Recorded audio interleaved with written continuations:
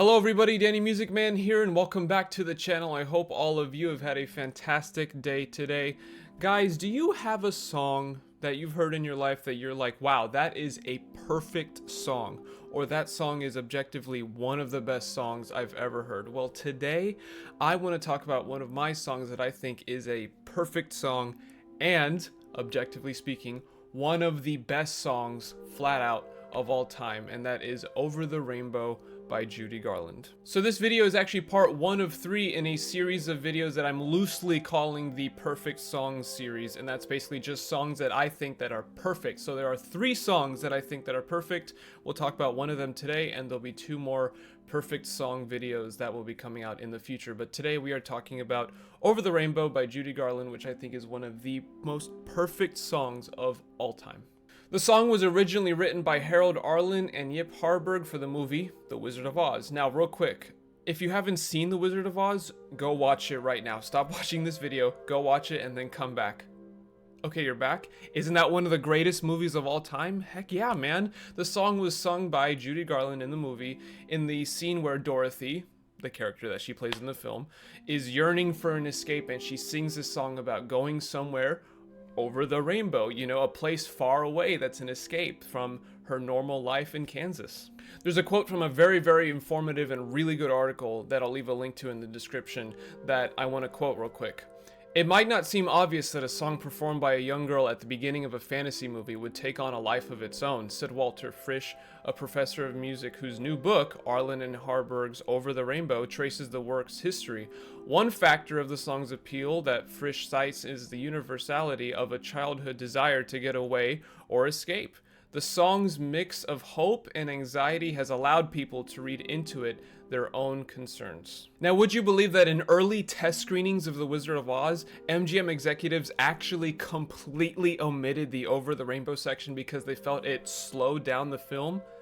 It's crazy to think about how they could omit such an incredible song, but that's what they did. Arthur Freed, the associate producer at the time, basically had to go in and tell Louis B. Mayer, who was the studio head for MGM at the time, he basically said, look, the song stays or I'm gone, I'm out, I'm going.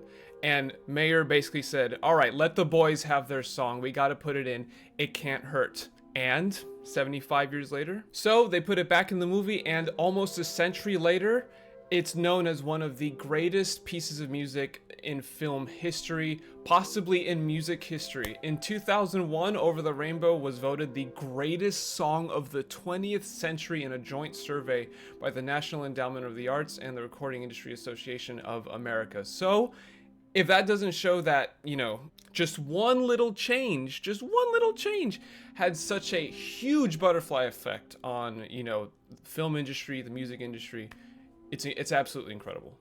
Now, for this next section of the video, I want to talk about kind of the more music theory aspect of this song. And there's so many great music theory stuff in this song that I have to show it to you. And I want to highlight specifically the chorus of this song. Now, this is actually an interesting case of the chorus is actually the first section of the song, whereas you know, a basic song goes verse 1, then the chorus, or maybe a pre-chorus in between, and then verse, pre-chorus, chorus. But this song actually starts with the chorus straight away, and the entire song is basically just choruses and bridges, which is pretty cool. Now, the song is in the key of A flat major. Now, I am not Rick Beato, I am not David Bennett, I have a very okay understanding of music theory, so don't expect me to get everything exactly right.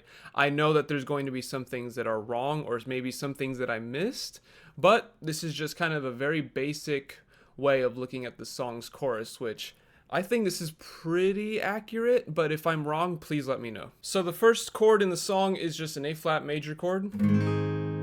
Pretty simple stuff. And then they go to the minor third in the key, which is the C minor. And then they go up to the fourth, the major fourth, which is the D flat. And then they do this really insane chord right here. I don't even know what this chord is. It's a D flat, F, B flat, D. I don't know what that chord is, but it happens very quickly, but it gives a great kind of tension, and it resolves back to the 1, the A flat major. So the entire first part is Somewhere over the rainbow, way up high. And you can hear that tension in this chord back to the 1, and it's a great resolve. And if somebody can tell me what this chord would be, please tell me, because I actually want to know what the name of this is. But this chord's great, and it resolves back to the 1, so very, very cool. Next is, for me, the chord that makes this entire chorus. It's incredible. So after the A flat resolve, you go back very quickly for the 4th, the major 4th, which is the D flat again. And then you hit this funky chord. So that's D flat, then nothing, muted, and then B flat and E. So it's this real nasty chord, but I love it because after you know, way up high, there's this great this great tension again, and it's such an unusual chord. Again, if somebody can tell me what that chord is, please tell me, because I want to know what it is. It's really, really cool. After you play this chord, you come back to the A flat. So again, some really good resolves. So again, there's a land. Really, really great. It's great writing with the melody too on top of it. I think that chord makes the whole song. After that, you have this F7 chord, which, look at that. I mean, that's insane. That's, you know. And then you resolve to a B flat. Then I heard of once in a... And then there's this strange cluster, which I think this is an E flat add 9, because this is the add 9 right here. Because that's an F. So there's this really weird cluster of notes here, which I think is an E flat 9. If I'm wrong, please let me know. So once in a lullaby. So it all kind of resolves. So the whole thing is. So I'll play that whole section again very slowly so you can see. There's a land that I heard of once in a lullaby. It's a great, great showpiece of songwriting. Does that make sense? The way that the chords are structured and the chords that they use, like these strange, you know, those unusual chords that you don't see in a lot of music. And the way that the melody sits on top of the chords and the different intervals from the melody to the chords, it's just fantastic. It is perfect. It is such a great song. Now, the last thing that I want to talk about is something actually very, very sad, and it's Judy Garland performing this song live in the 50s or the 60s sometime, and it's on YouTube, and I'll leave a link to it if you really want to watch it. Warning, it is extremely sad, and it's a very hard watch, so warning. She performs this song live, and it's a very emotional performance. I mean, she's on the verge of tears. You can hear her voice cracking because she's about to cry, and she sings it so honest, and it's just a very hard watch, because if you know anything about The Wizard of Oz and Judy Garland's career, not just filming The Wizard of Oz, but just in her career, she was kind of abused and treated extremely horribly by Hollywood and the media, and it kind of left this permanent mark on her, and she didn't have a very good life. And it's very, very sad, because if you watch that performance, knowing all that she went through and kind of where she was in that moment in life and how scared she was, and she sings it so honest.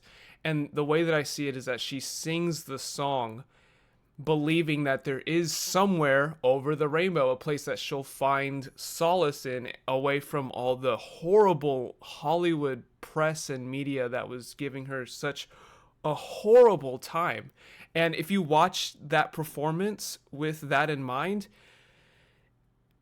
I mean, it's tough. It's really tough. So I would say watch it at your own risk because it could make you cry. And I'm a person that's not very, I don't cry to a lot of things, but watching that video was like, whew, it's tough. So anyways, guys, thank you very much for watching. I hope you guys enjoyed this video. It's just something that I want to talk about because I like talking about songs and I like talking about music. And for me, Over the Rainbow by Judy Garland is one of the perfect songs, one of the most perfect songs ever written. So I wanted to share it with you guys and tell you why I think it's such a perfect song. So thank you everybody very much for watching. Thank you for your time. If you like this song and if you have a perfect song that you think is perfect, let me know in the comments. I'd love to know what they are. And anyways, guys, thank you very much for watching, and I will see you in the next video. Bye-bye.